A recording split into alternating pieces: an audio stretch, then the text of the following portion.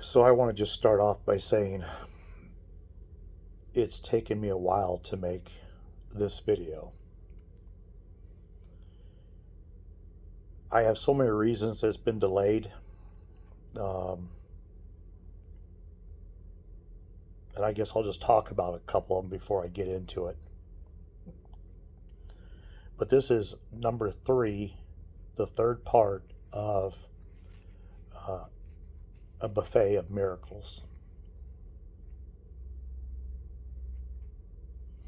Before one of the things I've been wrestling with preparing for number 3 is I've wrestled with my inadequacies, my sinful nature, and the fact that what I'm going to be talking about is so pure and so lacking sin that, quite honestly, I just haven't felt worthy to present it.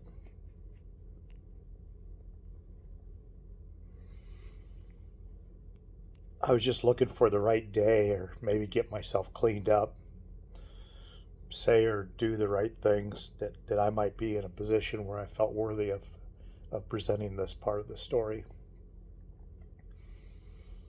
But I came to the realization that that was never going to happen. The second reason for me delaying this video and then the ones that will follow in this series, I don't know how to convey what took place, and I don't have the words to convey what happened, and everything that I do or say is going to fall short of what it was. So I'm like, well, I'll just wait till I get in the right frame of mind. I just got to be in the right frame of mind, And it just didn't happen because it'll never be like it was then. And anything I do is going to fall short of it describing and sharing these truths.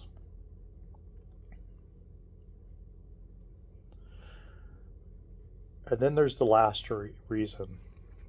And when I was making this video, I thought, I'm gonna start out by praying on camera, on here for God to give me His wisdom and oversee this process, and to give me the words that I need to convey. And as I was getting my drink to have something to drink while I was making the video, I said to myself, that's silly, because I'm not going to do that. But I did pray to that same thing to God in that moment as I was mixing up my Gatorade and just saying to God, I said, God, give me what I need to do this justice. It's of no value if I can't convey it the way it was, that they can feel it.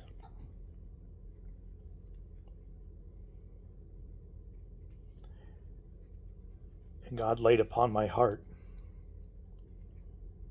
the word alone. It's been interesting. I got goosebumps from my toes to my hair is tickling in saying that. But this, if there was one word that I could use to sum up my life to this point, I would say it would be the word alone. Whether it was times of fending for myself when I was really young, or times that Dad was busy in his studies and, I was alone doing my thing. And then later, as the abuse started, and just the nature of it separated us and had us all alone. I felt alone during the abuse itself. I felt alone when we were outside those walls, because we didn't talk about it amongst each other. We didn't talk about it with our parents. We didn't talk about it with our friends. We were alone with the trauma. I remember on the playground, and this is not a poor me, it's just what it was. I didn't really do well with friends.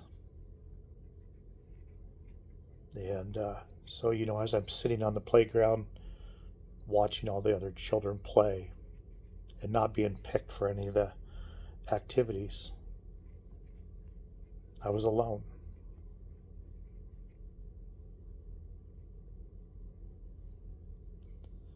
When I was in the hospital,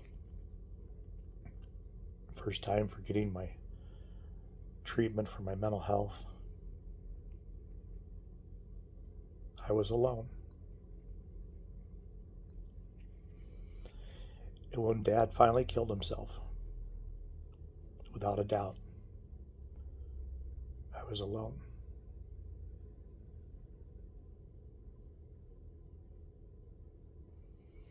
Even in my first marriage, and the relationship before that led up to the marriage,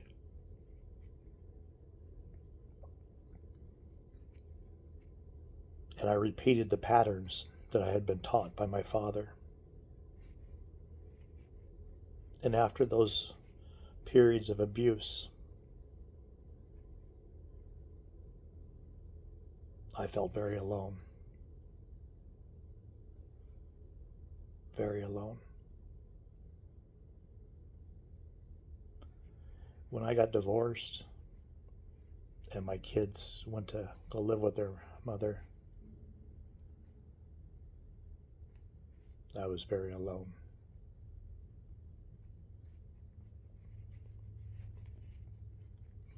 I did get remarried. I got much better. Not perfect, but I got much better at the abuse. Much better. But it's hard to get all that out of you. And I don't know if it ever will.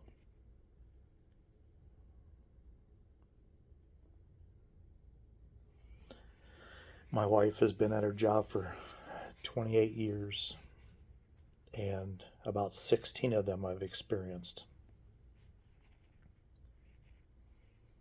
She's been very much dedicated to her work, which has most often left me feeling alone. Like a separate world's going on, and I'm on my own. My intelligence has often left me feeling alone when there's no or very little choices of audience to talk with. You become alone.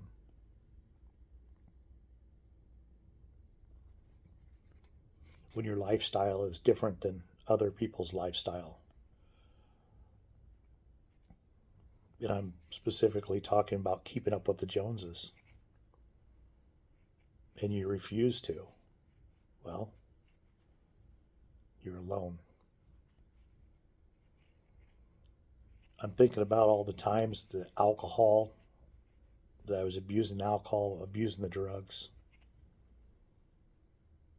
I was alone. I was alone in that.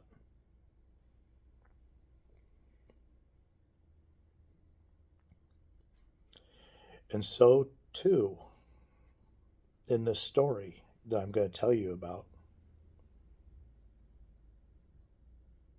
I was alone in the beginning when I experienced it. I was alone when it was happening. And I'm alone now with this story.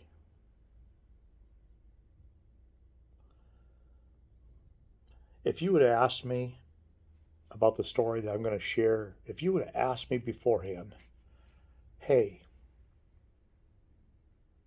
what would Christians think about this story? And I thought, well, gosh, they would love to hear that. How reassuring it would be to hear a story like this.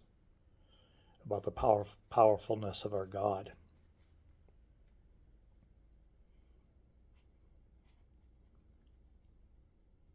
I would have never guessed.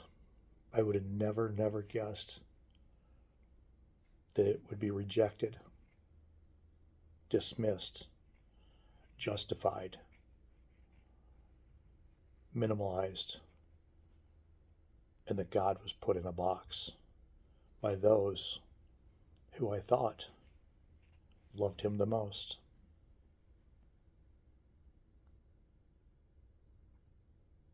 So where does that put you? When you've seen so much, you've tasted so much, you've done so much with God,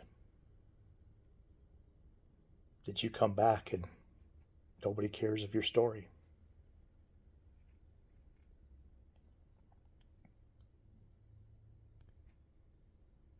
I've been mad. I've been mad a lot since 2017. Just downright angry. There's been times I've been mad at God. Why did he make me experience what I experienced? And why would he not allow or find a way for it to be told? Why is it on deaf? Why did I have to do it? Why? It would be as if though you had $1 million and you saw people were hungry. And for some reason, that money was ineffective at getting them food. You would ask why. I have not got that answer done. 9 years. 9 years I have not got that answered. And you know, of the people that I shared it with, the Christians, they hurt me the most. There was no desire to hear about it. There wasn't really even any excitement in hearing about it. It was as if though many times I'd get 10% of the way done, and you could see them. Their mind was somewhere else. Not interested. And then there's the ones that try to downplay it or try to judge it. That's not really, you're not, they're trying to dismiss it.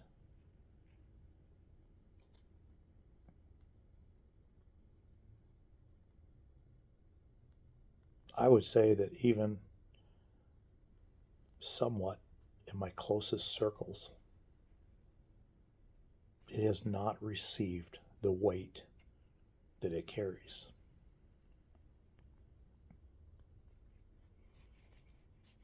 I did find a guy, finally. I found Mike. And Mike not only listened to the story, he asked questions, but they weren't the kind of questions that were shutting you down. There was excitement and joy and desire to hear more. Tell me more.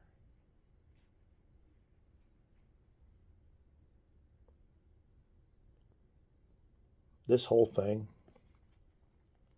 the 3 books, the moving forward with the channel, if I had to sum it up to one person that encouraged me without ever saying the words, I'm encouraging you or I believe in you, would be Mike. He empowered me just enough to go forward and make sure it was told. Now, I know I've babbled on for 15 minutes, but I feel that I absolutely had to share with you the weight of all that. And the beauty about this is by me doing it in a video. You can watch it at your own speed or not at all. You can cuss the ideas. You can say it's not for you, but you know that's for you on your time. The information's still out there, the truth. And at this point, it's just up to the audience, if you will, to determine what they want to do with it. But before I start, I'm going to tell you from a movie, God's not dead. He's not.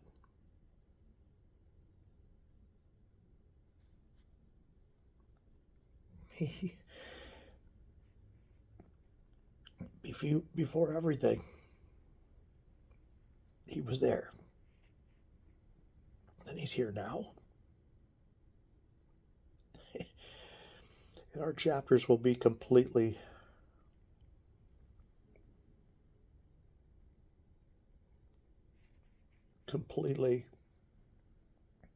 over with. And he'll see.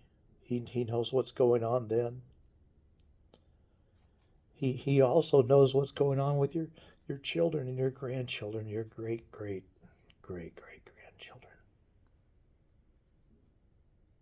He knows the final minutes and hours of it all.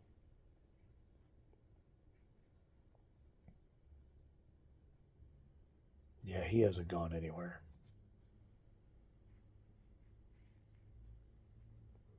We've just replaced him with other things, ideas, gadgets, sports, music, just everything. Every person's guilty of it in one fashion or another. Is they've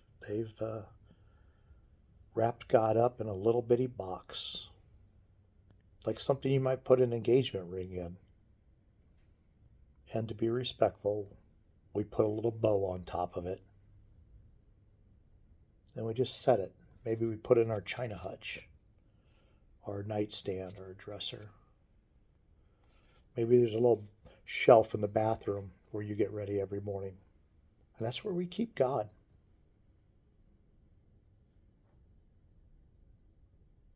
Sometimes right next to the Bible. That's not how he operates. That's not how he operates.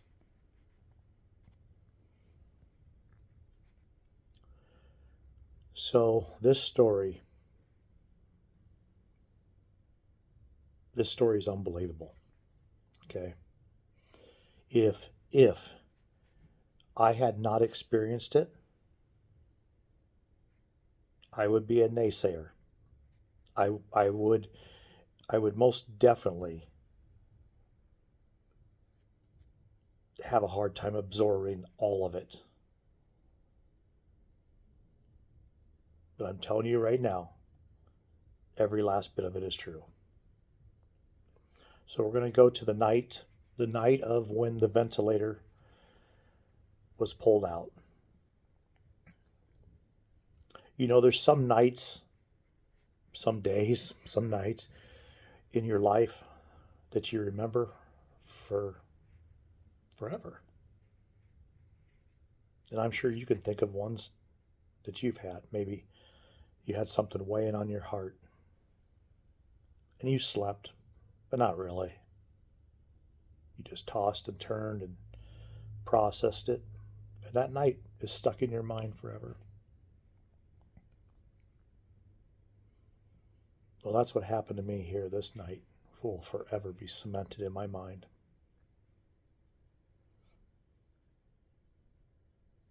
I had three things going on that night, and I've really wrestled with how to convey all three of them, but they are very much, in my opinion, well, they're in that night, and I feel like they have to be shared.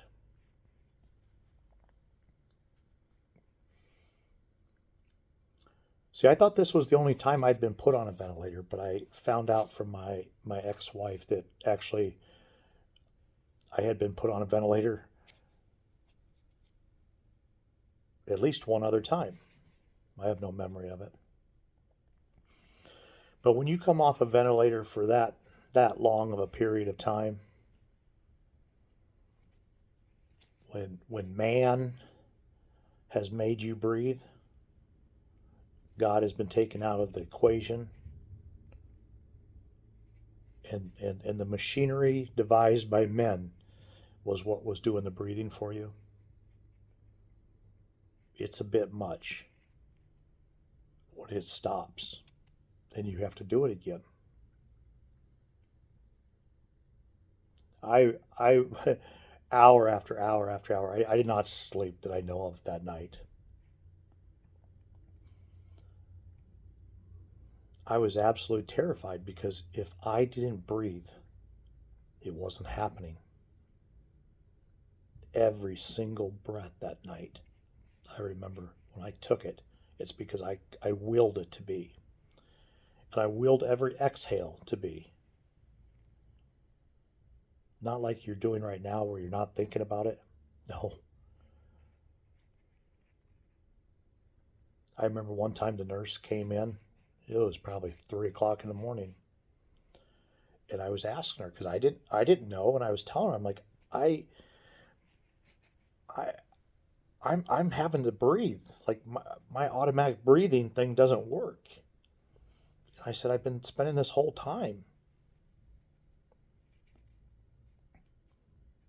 just looking for some guidance. How did everyone else feel when they came off of it?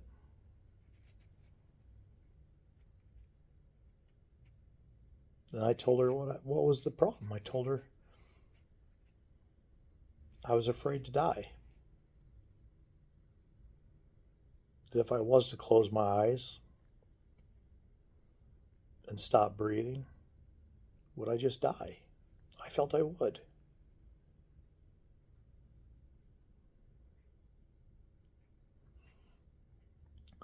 The other thing I had going on was just an excruciating amount of pain. This is the second item. I I don't know if it's because they brought me out of the coma or what, but that particular night, it was absolutely impossible to be not in misery, complete misery. I had I had all these ribs and spine and sternum, I think it was, and scapula, and I say vertebrae, they're all broken. And I had two punctured lungs with tubes coming out of them, and those were raw. And later I'd have a fifth one, but this time it was just four. Every single breath, you'd have to hold back the tears. It was that excruciating of pain. Every breath in and every breath out. And you would know right away if you took a breath outside of your range, a little too much in or a little too much out. Because it would just make you crawl out of your skin. I begged God that night. I prayed to him for hours on end, just like I had prayed before the accident, where I was in conversation with him. I said, God, you must take this from me. I cannot bear it. I cannot bear it. I'd cry. I'd pray. I'd cry.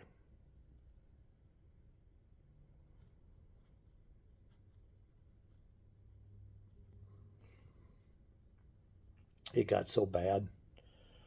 It wasn't going away. They couldn't give me any more medicine, or they said it would kill me.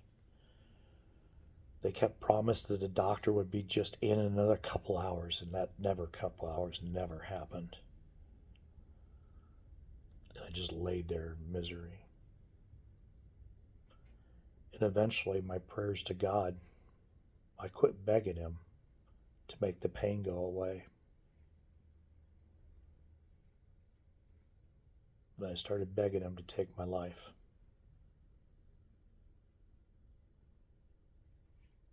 God, please take me out of this.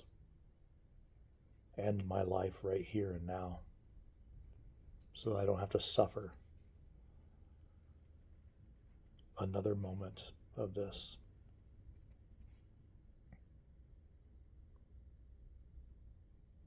And so that brings me to the third thing that happened that night.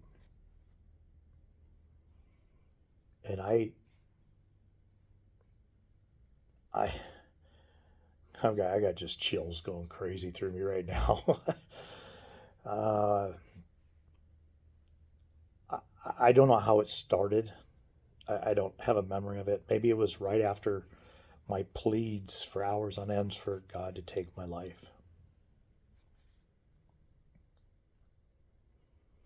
But the next thing I know is I wasn't on earth anymore.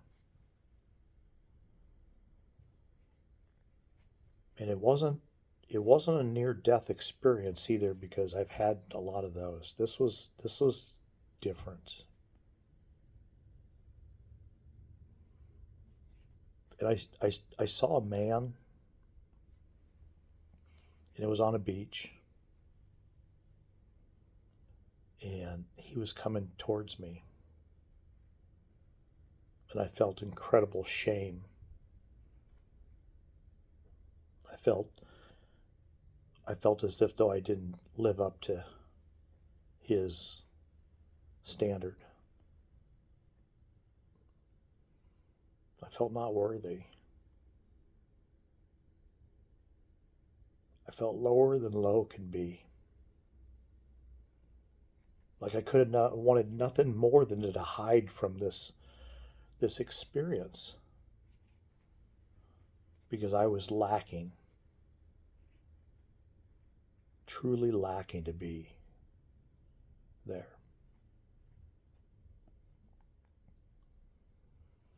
And as the man got closer, about the same time as a hand was reached out to mine,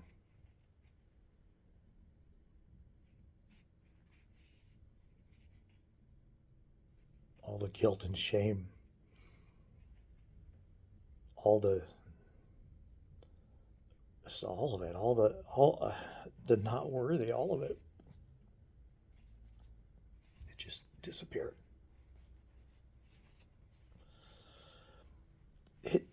It just vanished, and there was his hand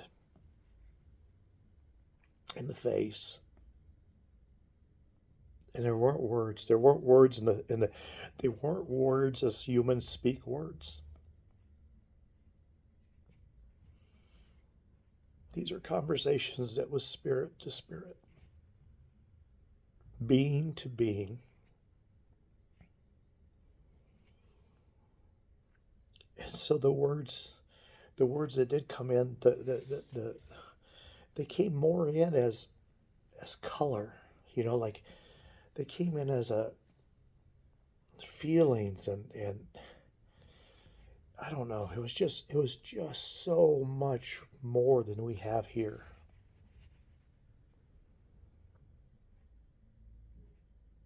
I felt as if though one word could be spoken and yet a book be told.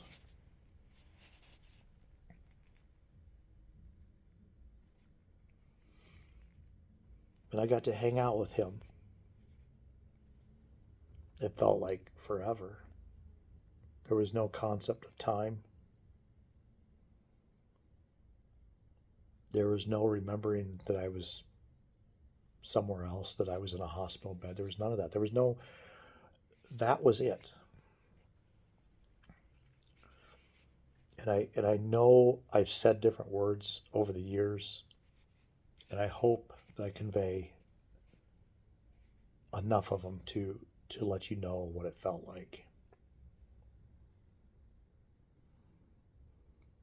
There was love. There was peace. There was joy and hope.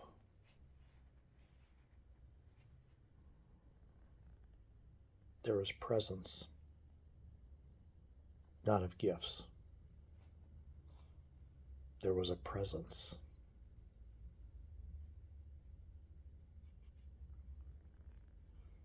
And you know, for probably one of the first times in my life, I also didn't feel alone. No, I wasn't alone.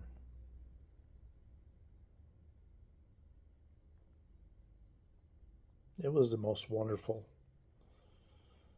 wonderful experience. Just complete bliss. And I know I've said this before, but I can tell you, like I don't have the words, but I can tell you what wasn't there. There wasn't sin. There wasn't greed. There was no hate, no disdain. There was no pain. There was no lust. There was no greed. I don't know if I said that already. No malice. There was no evil of any kind. It was void of all of it, which is a really, really strange place to be when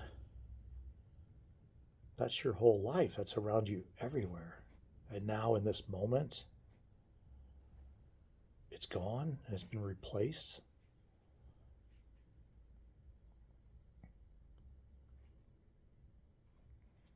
I have to believe that the lady at the well, the lady that touched Jesus' garments, just about any of them, but just those simple acts, just the touching of garments, was enough. I think they felt that. I think they did.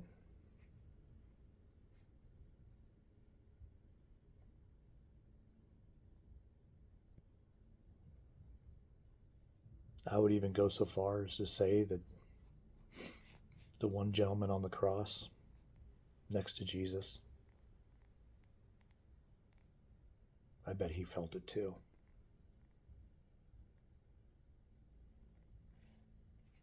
Because Jesus can do that.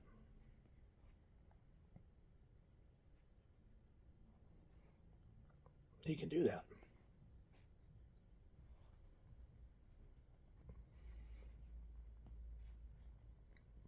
Like I said, I don't know how long this took place. But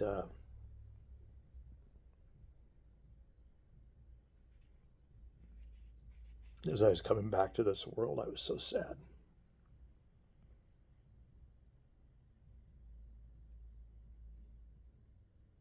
I was so sad to have the very best thing ever. Ever. You've touched it. You've lived in it. You've experienced it. For it to be taken away. But it did. And I came back into the pain and to the breathing.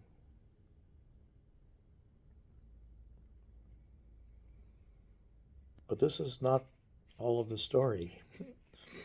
not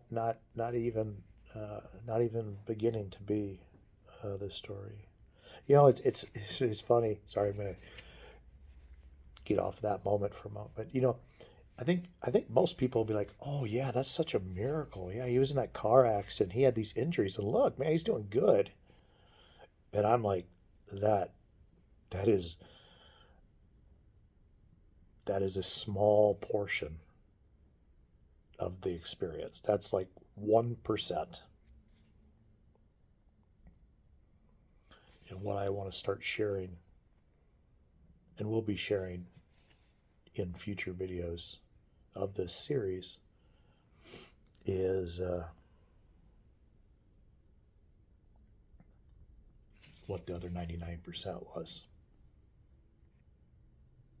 But I will leave with God is good. He's absolutely good. I hope everyone that's seeing this, whatever time of day it is, whatever time of year, and whatever location, I pray that you have a wonderful day. God bless you.